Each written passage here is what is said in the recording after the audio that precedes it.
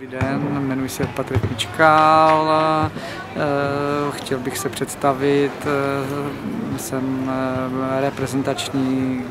trenér, jsem byl 6 let, futsal mě hrozně baví, moje kariéra je taková futsalová, že jsem byl profesionální fotbalista a neměl jsem o futsalu vlastně vůbec žádné ponětí,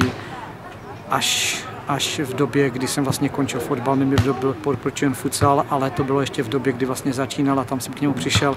a ten mě pohltil tak a je to taková moje životní láska. Každý ten fotbal hrál, ale futsal je prostě specificky, hrozně se mi líbí, je to na malém prostoru, pro mě to bylo vždycky, takže jsem byl hráčem,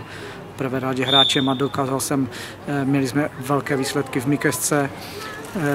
před pár roky a po skončení kariéry, protože se mi to líbilo, tak jsem se dal na trenérskou, udělal jsem si trenérskou licenci. Ze svazu přišla nabídka, abych trénoval reprezentační 19 a společně s mým kolegou z Plzně, s Tomášem Kadlecem, jsme vlastně, řeknu 6 let vedli U19 a prostě učili jsme kluky, mladé kluky, co to ten futsal je a připravovali jsme je. A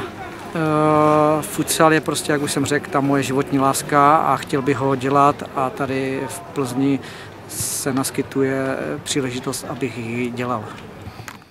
Takže já jsem dostal nabídku z Interobalu, nebo respektive byla to taková první vlaštovka k tomu, že bych chtěl, abych přišel z Prahy do Plzně. Pro mě to byla novota, protože já jsem byl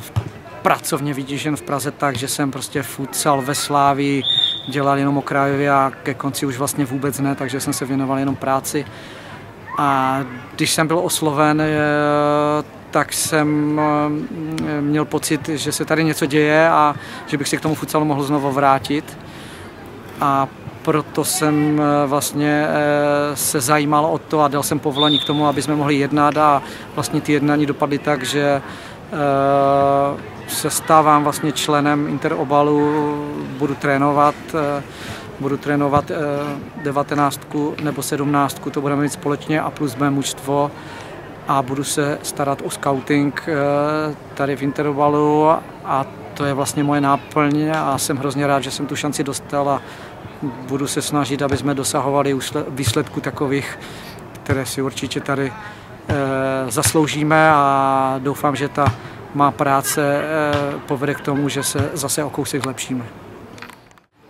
Cíle u mládeže. Ono by se to dalo říct ve zkratce. Co jsem dělal mládež, tak jsem se vždycky zúčastnil Final Four a nějakých výsledků jsme dosáhli, jak už tam byl titul, 2. místo, 4. místo. Takže v tom bych chtěl pokračovat tady v Plzni a myslím si, nebo respektive nebudu si klást nižší cíle, než každoroční postup do Final Four, u 19 určitě, u 17, ale řekněme, že u obou dvou. Bylo by to krásné, kdyby oba dva manšafty jezdili na Final Four a poprali si o toho mistra republiky. Takže bych to řekl takhle a hlavně bych chtěl vyhledat, nebo respektive bych chtěl donutit kluky, ať se tomu věnují naplno, že důležité je samozřejmě ta mládež, ale důležité je to, že potom budou muži a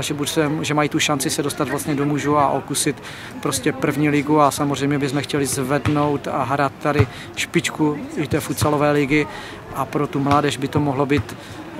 hrozně motivující, aby věděli, že prostě když budou makat na sobě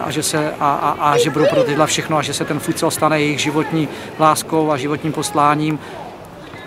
i ten fotbal samozřejmě, ale že by mohli dosáhnout a že by se mohli dostat někam výše a mít to třeba i jako svoje profesionální nebo aspoň poloprofesionální zaměstnání.